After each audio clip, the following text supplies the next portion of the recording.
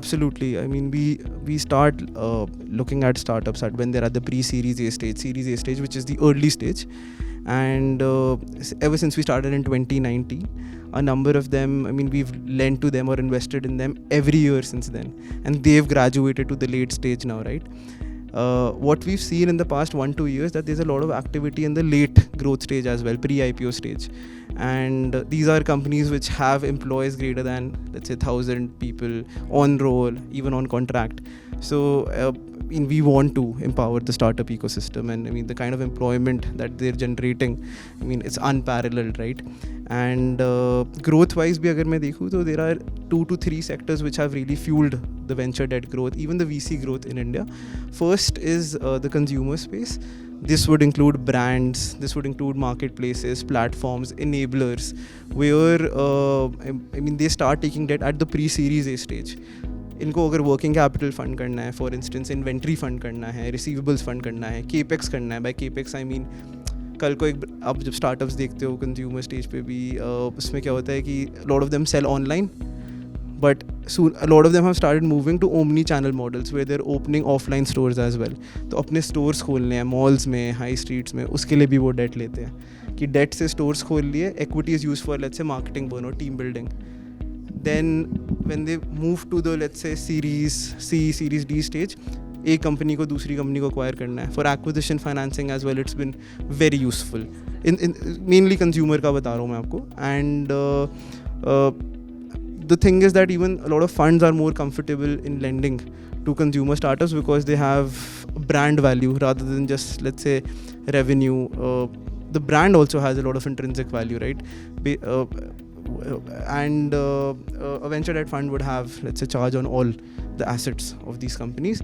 फिर fintech sector है, उसमें क्या है कि the major subsector within fintech which has attracted a lot of debt interest is lending, even within that consumer lending. तो उसमें venture debt is getting used for onward lending, it is getting used for FLDG financing. A lot of these in consumer lending as well as, let's say, wealth tech startups, marketing is a very big cost. Marketing which is growth financing, उसके लिए भी debt use हो रहा है बहुत. तो यहाँ deal sizes काफ़ी high है, 9 to 10 million dollars का एक deal होता है. कभी कभी वो सारा डेट हम साथ में देते हैं, कभी over a period of 12 months, tranches बोलते हैं उसे, इन 2 million 3 million each quarter. That's how it is. Yes, just to monitor the performance. And जब डेट का रिक्वायरमेंट होता है एक्चुअली तभी लेना चाहिए ना. स्टार्टअप्स को भी सारा ही साथ में लेंगे तो when they actually want to use it, they would have let's say repaid a part of it, right? Just to optimize it. And अब जैसे clean tech sector है, when we look at the environment within clean tech, when you look at OEMs, startups like Ola Electric, Ather have used venture debt very well in their pre-IPO rounds. Recycling startups, battery swapping startups, charging infra, solar. So this is a core sector for Stride as well, and it's a part of our top 3 sectors where we disbursed VD.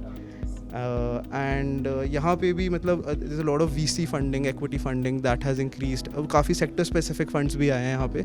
So along with the increase in equity funding, the debt funding is also increased. Mainly अगर इनको अपना capacity expand करना है, अपना inventory build up करना है, for those kind of use cases, venture debt has come in very handy. Exactly. Let's take the example of 2-3 sectors, right?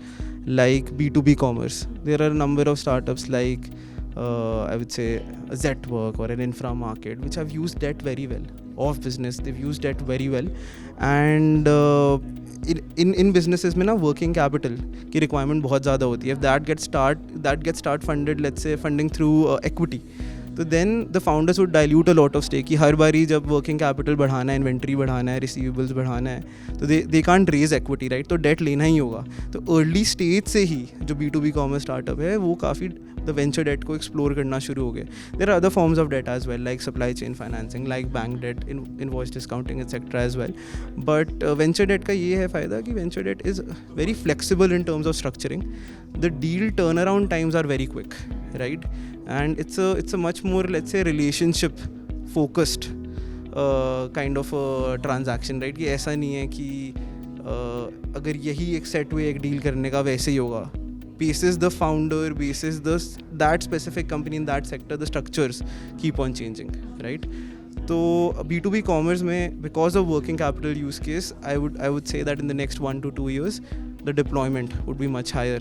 Then in healthcare as well, जैसे hospitals segment में काफ़ी funding बढ़ा है, तो in order to set up new hospitals के अंदर capex करना, मतलब और equipment लाना, वो equity की जगह debt से बहुत easily fund हो सकता है. तो healthcare also we would want to do more in the next 2 to 3 years. Yes, and उसमें मतलब instead of equity, debt can be used very easily, right? क्योंकि जब आप equipment देखते हो या आप कोई store खोलते हो, तो पहले आप उसमें इन्वेस्ट करते हो, बट आफ्टर 3 to 6 months उससे भी कैश फ्लोज आने शुरू होते हैं. तो इंटेंट ये होता है that if I am giving debt for capex, तो जिस एसेट के लिए मैं डेट दे रहा हूँ, पहले तो मैं उसमें after giving the date that is established और that is open, right, but after 3 to 6 months उससे भी इनफ्लोज आने शुरू हो जाएंगे, एंड उस इनफ्लो से डेट और इंटरेस्ट पे हो जाए, तो इक्विटी टच ही नहीं होता बिल्कुल भी.